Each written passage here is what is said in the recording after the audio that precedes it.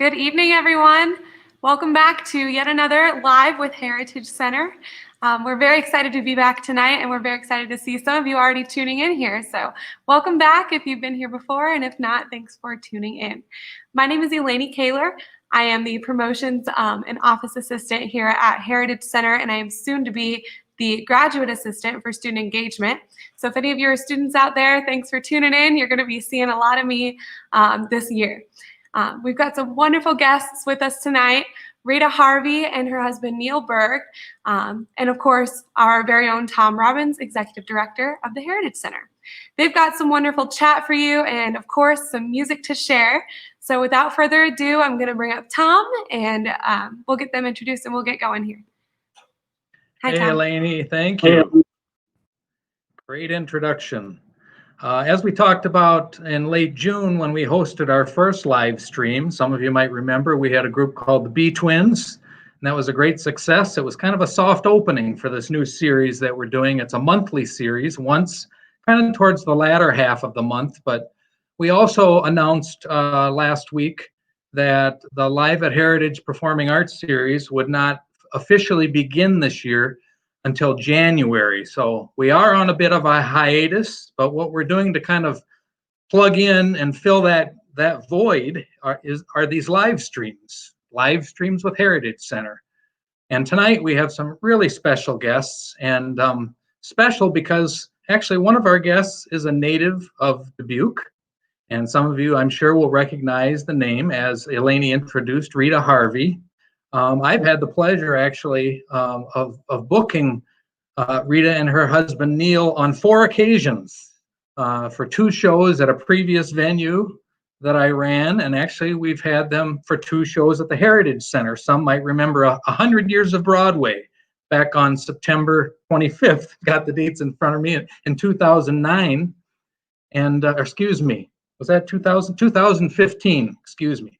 And then we had them again back just this past February, before all the craziness with the pandemic started.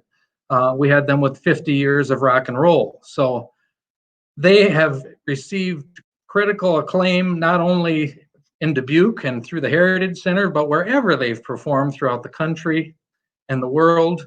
And so we're really pleased tonight to introduce, and hopefully they'll join me here, Neil Berg and Rita Harvey. Hey, everyone. There they are. Well, it's great that you could join us. We appreciate you doing this. I know that you've been doing other live streams. I've seen that you've been doing some charitable events. So since this all, like I said, since it started back in March with the COVID, what have you been doing to keep yourselves busy? Well, let's see. A lot of working out, a lot of yoga. Neil's writing a show right now. He's a composer and he's writing a new show. Almost every single day at 4 o'clock, he's got a live FaceTime meeting with his writing partner out in California, and they pretty much have the music done, so it's really exciting. You know, we're, like I said, a lot of working out, a lot of taking walks, looking towards the future. We're putting together new shows. You know, I have a Linda Ronstadt tribute that I do. I am looking towards doing a Joni Mitchell show in the future. So we're kind of working out that kind of thing. And, you know, spending time together, cooking a lot, you know, what a lot of people are doing. What I've heard from a lot of artists, well, people in general, is it's kind of a time to take inventory and reinvent, right? Oh yeah. Reinvent. Just reinvent. And you know, I should have mentioned, I was negligent. I didn't say it like you said, that Neil Berg, you're a composer, you're a lyricist, you're a producer. You've done a little bit of everything, kind of a jack of all trades. And then we've got our own Rita there, who has been on Broadway. You know, she's been in Phantom of the Opera as Christine. She's all, I can see in the background there, the poster. And we've also got Fiddler on the Roof, where you played Huddle. Is that how you pronounce it? Huddle? Exactly. And so we feel very fortunate that you're bringing a little piece of Broadway here to your old hometown here in Dubuque tonight by spending some time with us. So what are you going to treat us with first here tonight? Well, me give you a little a song that it's one of the greatest title songs from let's see, it was when the 60s, right? This show was written. It's by Kander and Ebb, and it was written. The time period was another rough one during World War II, but this song was it's one of the better, title songs that are out there. So this is from Cabaret.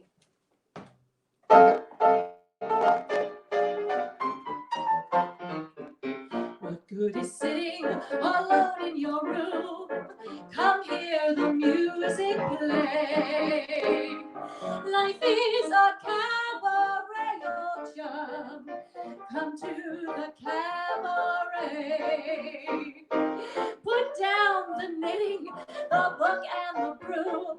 It's time for a holiday. Life is a cabaret, old chum. Come to the cabaret. Come taste the wine. Come hear the band. Come blow your horn, start celebrating. Right this way, our table's waiting. No use permitting some prophet of doom to wipe every smile away. Life is a cabaret, old chum. Come to the cabaret.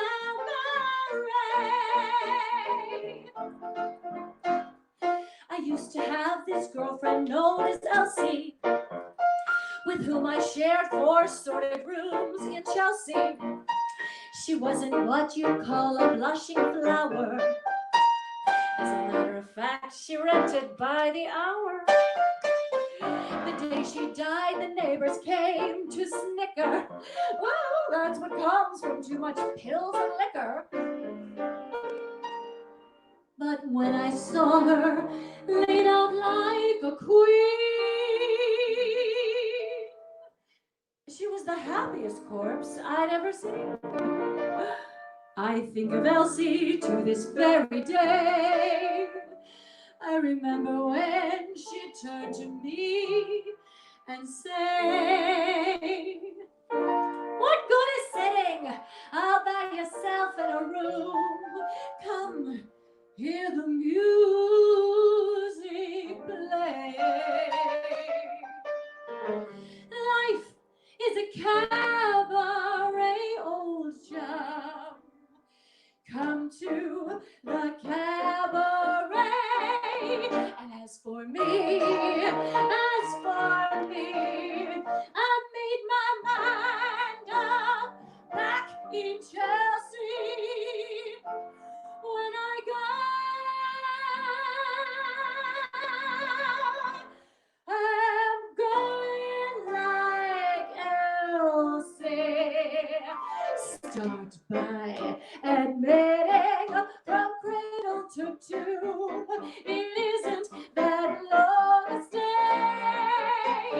Life is a cabaret, old chum. Only a cabaret, old chum.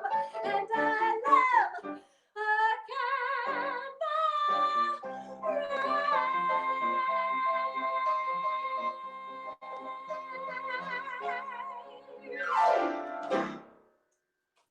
Woo! That was terrific. Sultry. It was great. Thank you. Thank you for that. Do you mind if I spend a few minutes with you being a little personal? No, that's fine. All right. So I kind of prepped you a little bit on some of the things I wanted to ask tonight. So since you are of local interest here, this is kind of a human interest story to be able to talk to you live here, because a lot of times during the shows we don't get to know Rita personally. So this is our chance to ask a few of those questions. So you were at Hempstead in, should I tell them when? Oh, then they'll Hempstead High School. At some time in the past. Yeah. Sometime in the past. Okay. We can go with that, but Rita and I were classmates. We were. I remember sharing the stage at least once, and like I've said what's that? In Scapino, right? Oh, I forgot about that one. Yeah. You actually did straight plays too. Yeah. Yeah, you did straight plays. But the musical we were in together was Hello Dolly, right? Yes, right. Yeah, I was a waiter, and I have two left feet, so it was amazing that I was a waiter in that show. But what role did you play in that show? Dancing. I played Mrs. Malloy. That's right. Now, Yes. go ahead. Go ahead. Oh, I got to sing that wonderful song, Ribbons Down My Back, which is a gorgeous song. It was so much fun.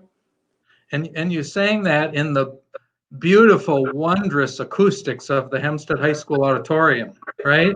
Those acoustics were actually pretty deplorable.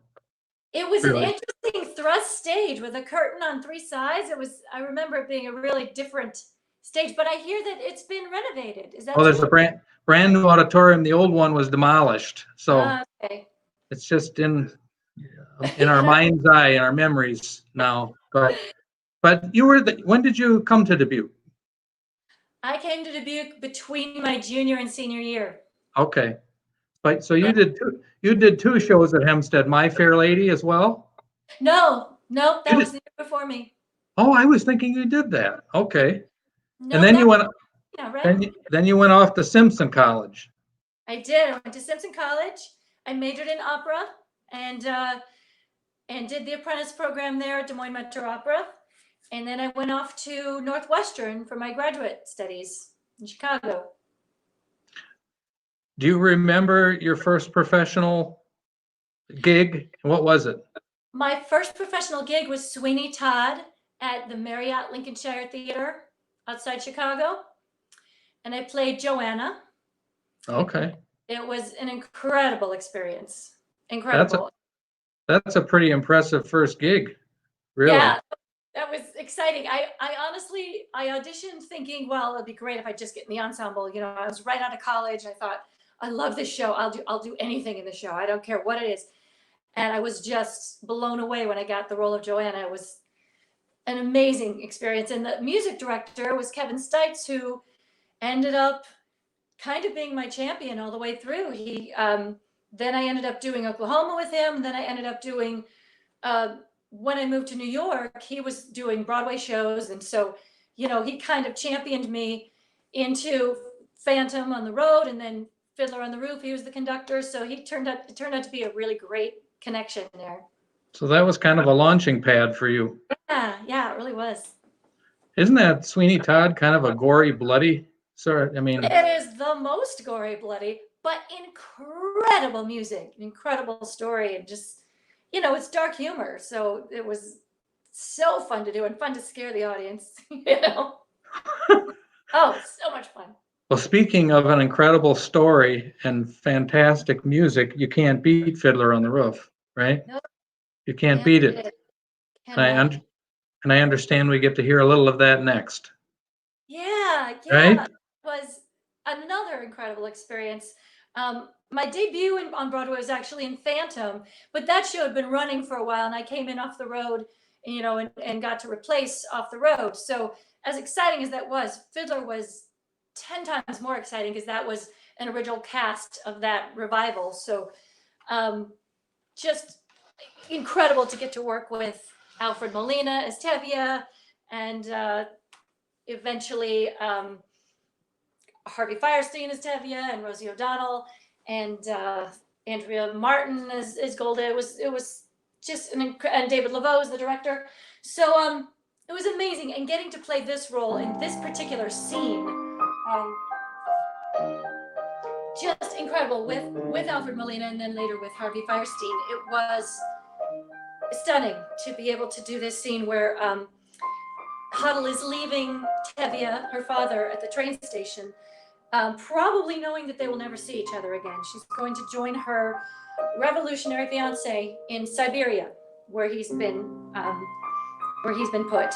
And he says to her, you know, he asked you to join him and marry him there in that frozen wasteland land, and she says, "No, Papa, he did not ask me.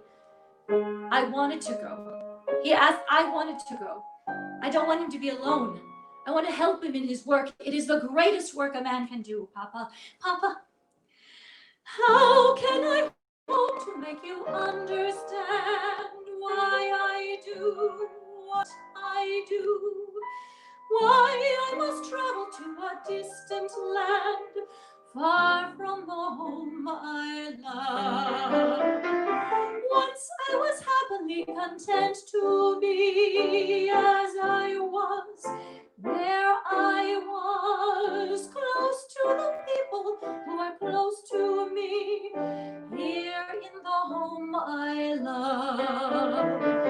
Who could see that a man would come who would change the shape of my dreams? Helpless though I stand with him, watching older dreams grow dim.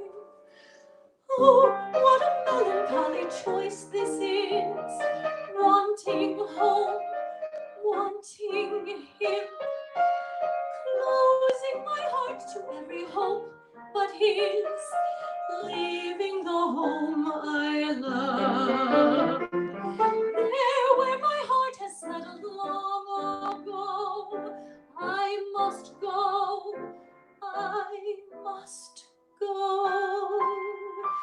Who could imagine I'd be wandering so far from the home I love, yet there with my love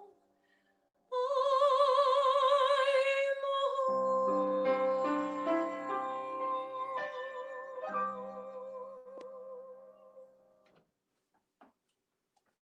Wow, beautiful. Just absolutely gorgeous. And I know I can't say it enough tonight. Just thank you for sharing this with us and for doing this. We really, we're all rooting for you back here. And It's our pleasure. it's just wonderful, wonderful to hear this.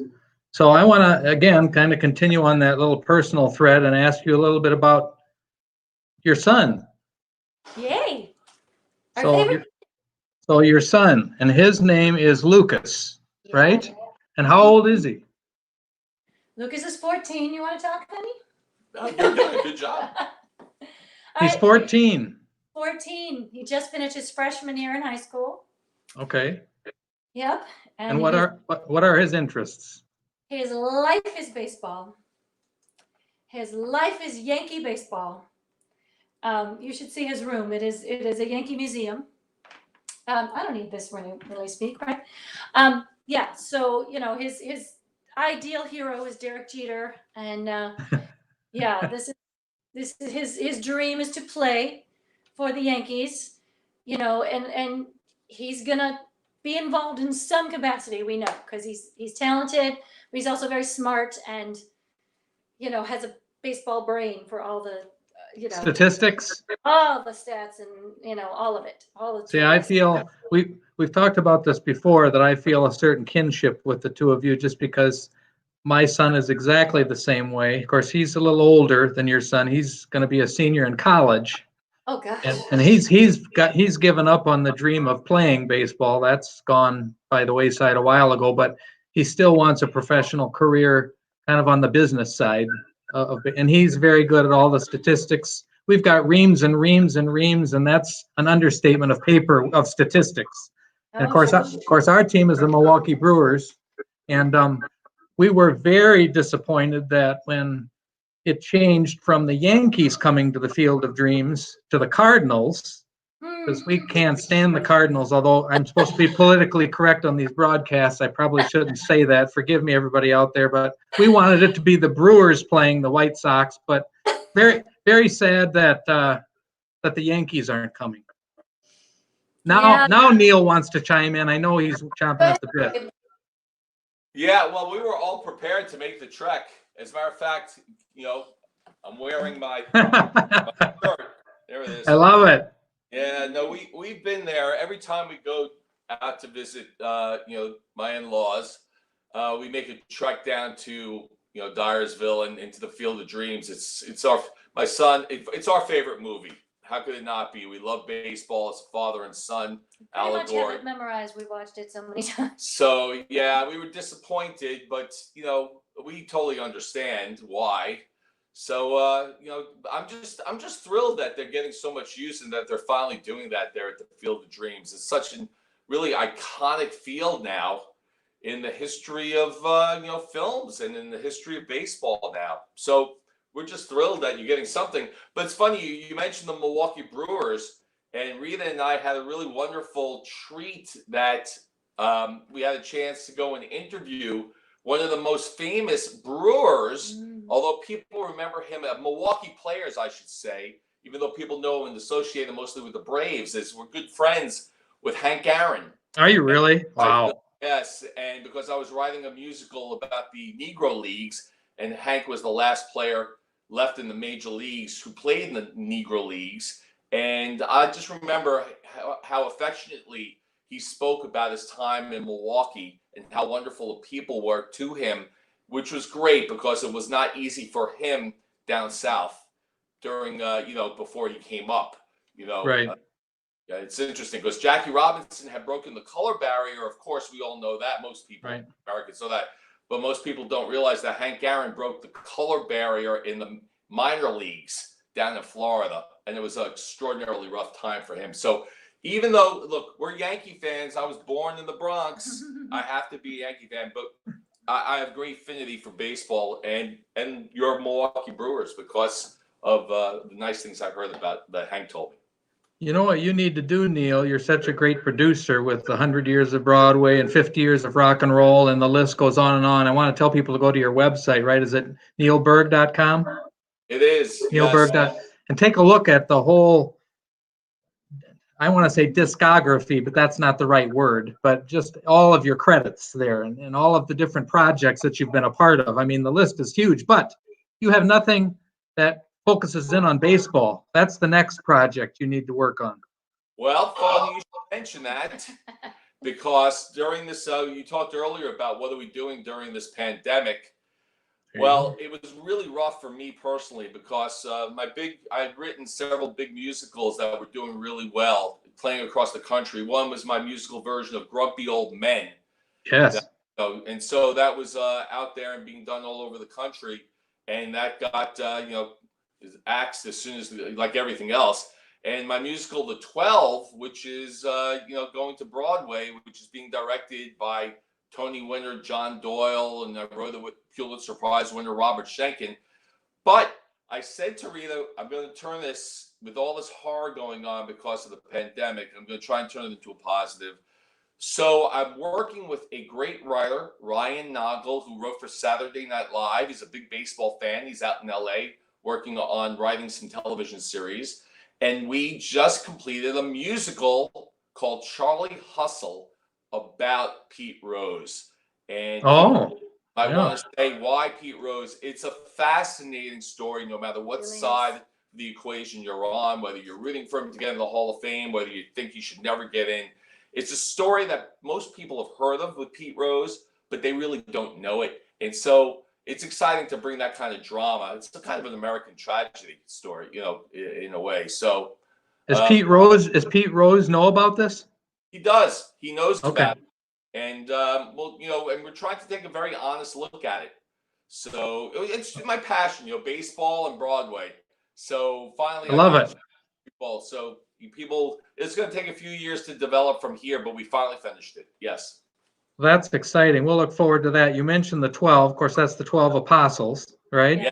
And we want to get that to the Heritage Center eventually. I know it might be a while, but we want to get that here. I mean, for a Presbyterian college, it would be a match made in heaven. I mean, it would be wonderful. I would love it. And then baseball after that, and lots of stuff in between. But to segue into the next thing, baseball is summer's #1 pastime, right? Yeah. #1 pastime. It's not football. It's baseball. Well, football's not summertime, but yeah, that's fall. Anyway, but this summer has been a really difficult summer, like you said, for a number of different reasons. I guess Rita was going to appear on the Dubuque Arts Council's Arboretum series this summer, and that's going to take place next summer instead. But I understand you wanted to give us a little preview of what that show will be, and because the title of the show is Summertime, right? Well, It's the title of the show is Heart Like a Wheel, the music of Linda Ronstadt. I meant heat wave is what I meant. Oh yes, of course. The song. The song is perfect for right now because we are in the middle of one of those. It's incredibly hot here. I don't know about out there, but oh my gosh, it's like up near 100 right now. But yeah, I'll be doing my Linda Ronstadt tribute, which is so much fun. Songs everyone's gonna know, gonna want to sing along, and then a few that are a little bit new and a little bit more, deeper cuts. But she's someone I so look up to, and she's kind of a hero of mine because she sings every style under the sun, which is something I love to do also. So she actually she covered most songs. She didn't write anything, so she was a great artist that covered all the great artists out there. And so this song was a huge hit for hers. It was originally a Martha and the Vandellas tune, but she took it and took it almost even farther than they did. And yes, it's perfect for right now, for what's going on. So here we go. Whenever I'm with him, something inside starts to burn in, and I'm filled with desire. Could it be the devil in me, or is this the way life's supposed to be? It's like a heat wave burning in my heart. I can't keep from crying, it's tearing me apart. Whenever he calls my name, soft, low, sweet and plain, I feel, I feel love's burning flame. Is that high blood pressure's got a hold of me, or is this the way life's supposed to be? It's like a heat wave burning in my heart. I can't keep from crying, it's tearing me apart. Go, Neil.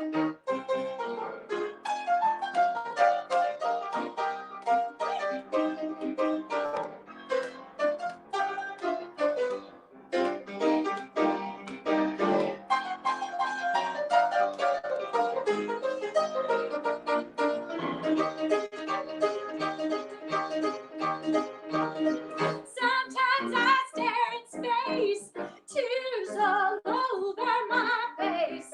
I can't explain it, can't understand it. I ain't never felt like this before. That funny feeling's got me amazed. I don't know what to do, my heart's in haze. It's like a heat wave burning in my heart. I can't keep from crying, it's tearing me apart. Yeah.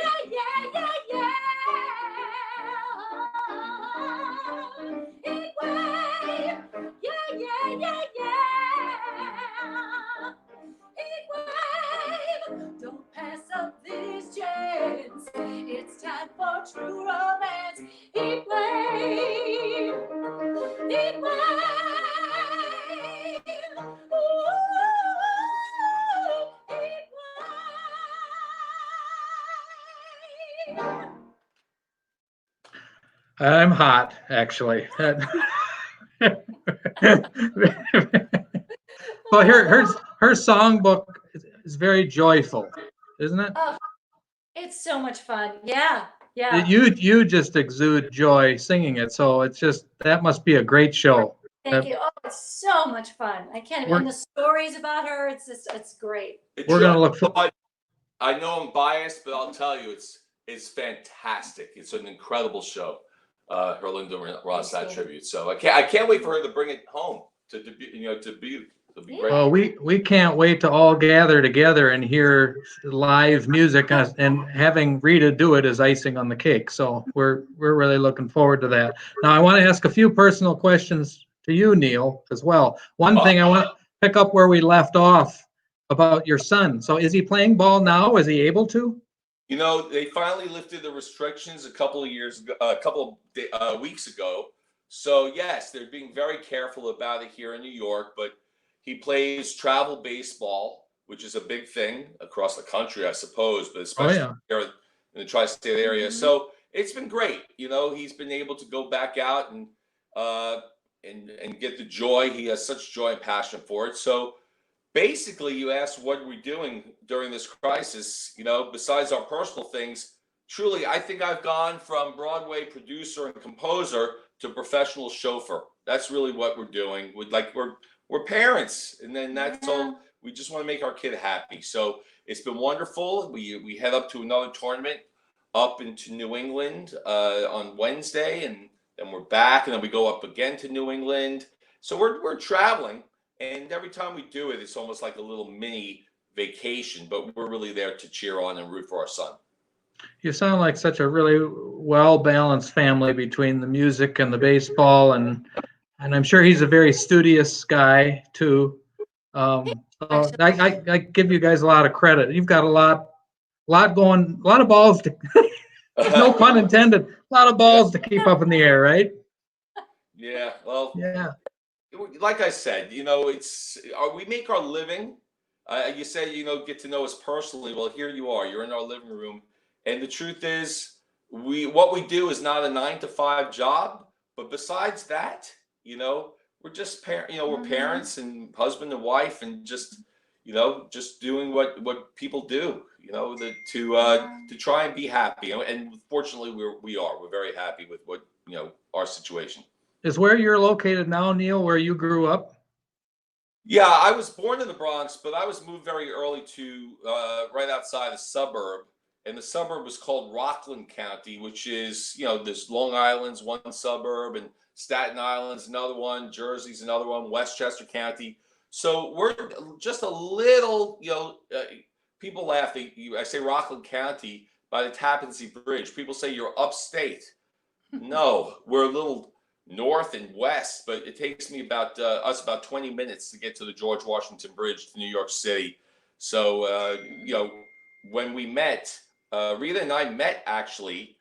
I was because I went to college to play baseball. If you want to know where the whole baseball. Oh yeah, I remember you telling me that. Yeah. So I was actually, as a young composer, I was picked up. I was a ringer. The Broadway Show League. Broadway has a softball league every Thursday. You can see the biggest stars. If you come from out of town, well, not now, but every summer you can go down to Central Park and literally see the biggest stars in the world playing softball.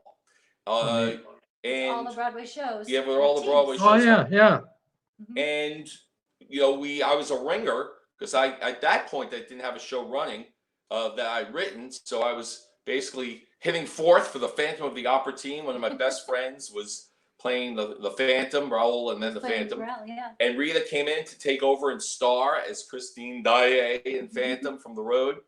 And I put a little extra sauce on it. I hit a couple of homers that first game, hoping she'd notice.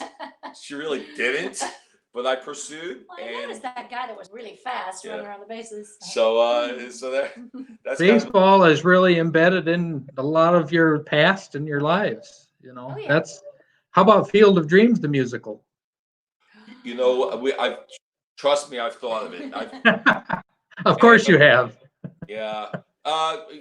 It's very difficult now these days. I mean, you kind of jest about it, but trust me, it's the reality. It's very hard to deal with movie companies.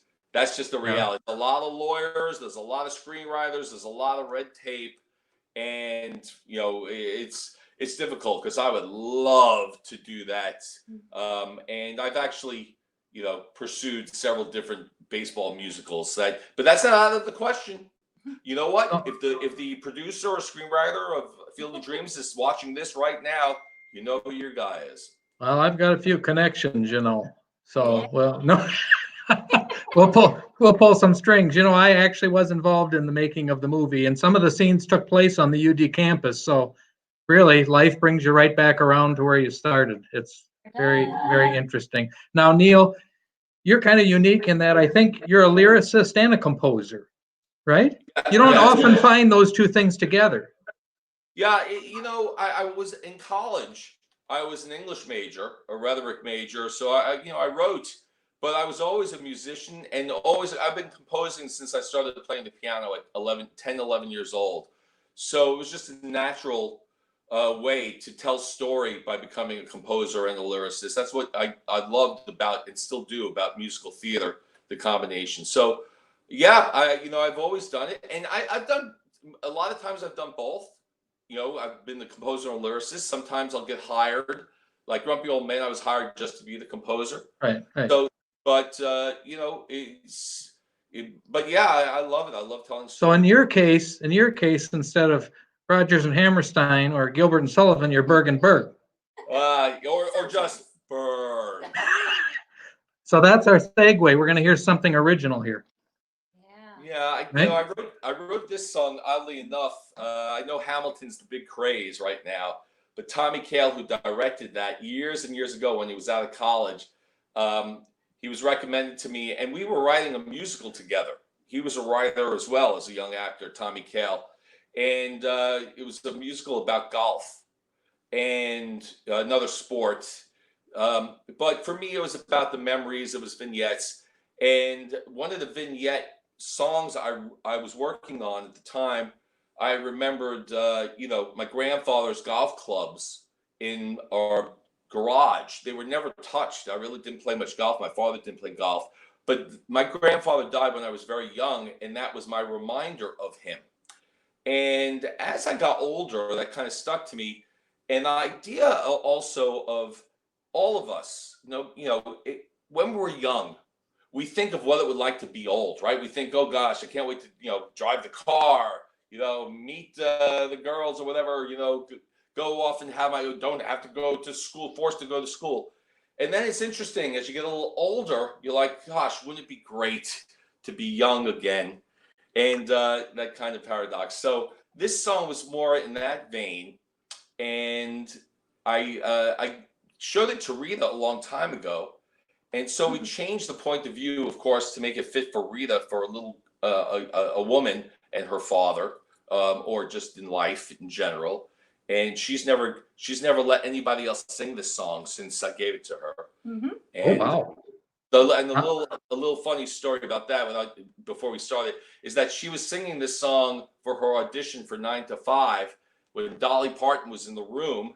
Ooh. I was not there. I was home, and all of a sudden, I got a call from Dolly Parton's assistant, and Dolly, loved the song right there in the audition. She stopped the audition and asked if she could have the song. So it's a great story. So Dolly still has the song. Dolly has it. We don't know what she's doing with it, but we'll see if she records it. But it's funny. So this song is dedicated to everybody. It's called Fairy Tale.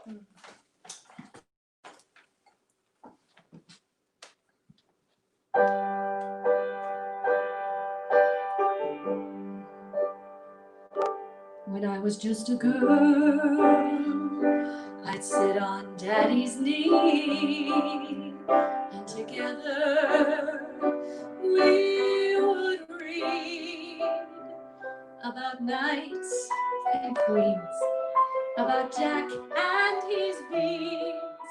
And when we were through, I swore it all was true. But everyone moves on. We find out what is real, and somehow forget to feel about Blind Man's Bluff and Billy Goat's Gruff. But just saying this now makes me feel somehow through the years, through the pain. There's a fairy tale with my name. Through the years, I still believe there's a fairy tale still in me. The years pass by like moonlight, reflecting what is past. The past contains the answers if there's something there to grasp.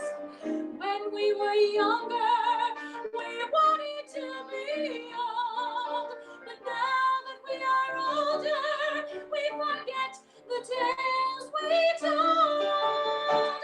Through the years, through the pain,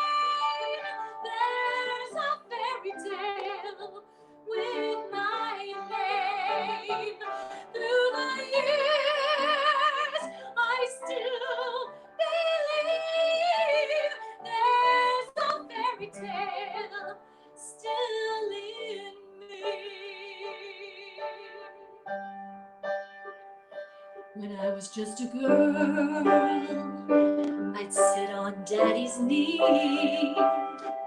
and together we would read about Peter Pan and Never Never Land. And though I'm grown and gone, these memories live on and on and on and on through the years, through the game. There's a fairy tale with my name. Through the years, I still believe there's a fairy tale still in me.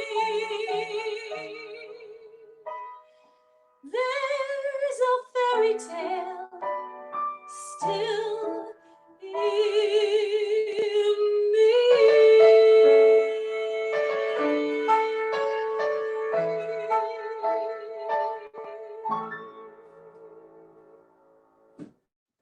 Whoa, that was just terrific. Wow, what wonderful writing, Neil. That's Thank you. I'd love to see that whole piece. What, would we ever have a chance? Would we ever have a chance to see the whole thing? Well, it's kind of, there's stories in life, and this is another story. So after I wrote the piece, actually, it's one of the sad stories of the theater business. The producer took the idea and then ran off, didn't tell us, Uh-oh. and then went out and did it on his own. It was just one of the most horrible. It was actually, that's one of the more painful experiences. And I hate relaying like the bad stories. But Sure. it's part of the journey. They're out there. But I don't know if we'll hear that one. But I got to be honest with you. There's been so much great that's happened in my career, and just the fact that I was able to write some great songs, which some of those songs went into other shows, by the way. So they're called trunk songs. So just wait till you hear the 12 or Grumpy Old Men or Charlie Hustle, any of them. That song's the tip of the iceberg. Well, that's how you're supposed to end every show. Kind of leave people on the edge of their seats, waiting and hoping for more, right? So we're getting to that part of the program, and I wanted to ask Eleni to come back on. Eleni just graduated with a degree in theater from UD. I wanted to ask her, Eleni, what do you think about all you've heard tonight? Speaking of being on the edge of your seat, it's chilling to hear someone sing and just sing their heart out and to hear it live. And I think that, that's something that I kind of forget. It's been a while since I've gotten to really experience a show or to be in one. And you've just kind of reignited that passion that I've always felt for being able to do that and to share it with people. It's so special. And I think when Neil and Rita were at the Heritage Center for the first time, you sang for them, didn't you? Yeah, my freshman year, I was a part of the choir, and so I got to get up on stage and be a part of 100 Years of Broadway. And yeah, that was one of my first experiences with theater here at UD, so definitely impactful. So I'll always remember you guys. Was that Seasons of Love that you did with us? Sure. Yes. You can sing a little for us now. There it is. Well, we're winding down on our time here. We don't want to go too far over, but I want to thank you again, Neil and Rita, both for spending. This has just been so graceful of you to spend this time with us here tonight. And I also want to tell our audience out there, thank you for joining us. Eleni, thank you, and Liam behind the scenes, thank you. We do this. We don't charge a fee for these live streams. If people, out of their kindness of their hearts, want to go to the Heritage Center website and make a gift to Friends of Heritage Center, it sure helps us do what we do and bring in artists like what you've seen here tonight, bring them live to the Heritage Center, which Neil and Rita will no doubt be back on our stage at some point over the next year or two here as things return to normal. But we wanted to close with a special piece, if we could do that. And thanks again. And I just want to say before we do that piece, I thank you guys, because you and every theater like you and every program across the country is suffering dearly. And people, where our industry shut down, we can't get back to work. So those who are working, that'd be great if they made a donation to you, because you are what keeps theater going. it's all the theaters around the country. So thank you, Tom. Thank you, Lainey, for what you guys do. Thank you so And much. I'll let Rita finish this up. So glad Appreciate we it. could be part of your journey, Eleni. That just makes this makes feel so good. Thank you. Yes, well, thank you guys. Yeah. So yes, I mean, this has been fantastic, and we absolutely love being able to share this with you. But of course, we miss the live, so we can't wait to be live in front of you eventually. There's just nothing like it.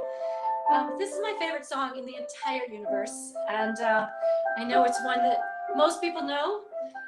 You'd think it just came from a Hollywood movie, which it did originally, but it was on Broadway at the theater at Madison Square Garden. It starred Eartha Kitt and Mickey Rooney in smaller parts. Well, the title role, Mickey Rooney. But this is from The Wizard of Oz. When all the world is a hopeless jumble and the raindrops tumble all around, heaven opens up magically. When all the clouds darken up the skyway, there's a rainbow highway to be found, leading from your window bay to a place beyond the sun, just a step beyond the rain.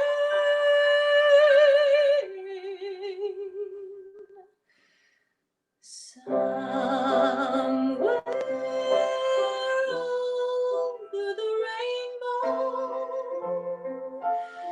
way up high, there's a land that I heard of once in a lullaby.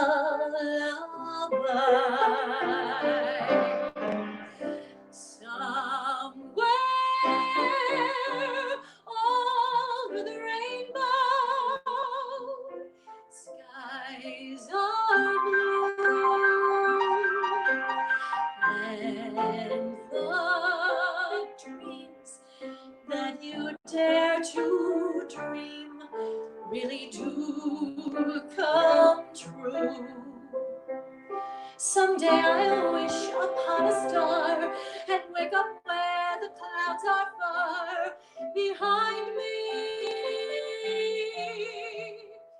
where troubles melt like lemon drops, way above the chimney tops. That's where you'll find me. Somewhere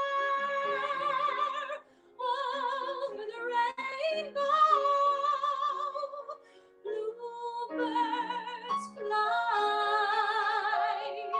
If birds can fly over the rainbow, why then, oh, why can't I?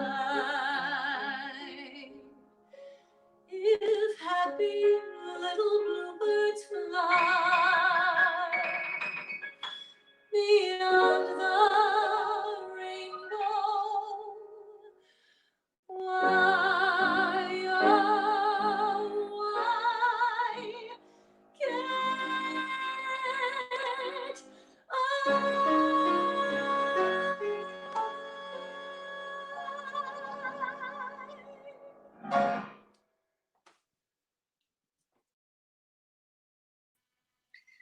Wow, what a wonderful note to end on. Well, that's it for tonight, everybody. Thank you once again for tuning in to Live with Heritage Center, live streams with Heritage Center. We're going to keep doing these. So if you'd like to see more, please go ahead and drop a comment and let us know if there's someone that you'd like to see on our stream here. And we'll do our best to try and get someone cool for you guys to see next month, okay? So with that, good night, and we'll see you next time.